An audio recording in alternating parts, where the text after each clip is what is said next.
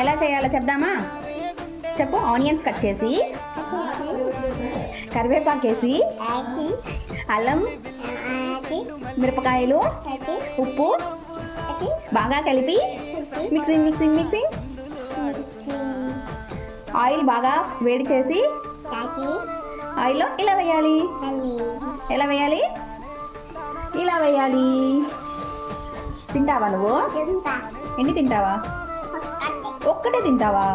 సరే ఇస్తా, అయ్యాక ఇస్తా. ఓకే, వెయిట్ చెయ్యి. ఓకే అప్పుడు పకోడీ రెడీ అయింది. తింటా, తిను. చెప్పు ఎలా ఉందో? కరెంట్ పోయిందా? తిను, ఊదుకొని తిని చెప్పు ఎలా ఉందో. బాగుందా? ఎలా ఉంది? సూపర్ ఉందా? Thank you.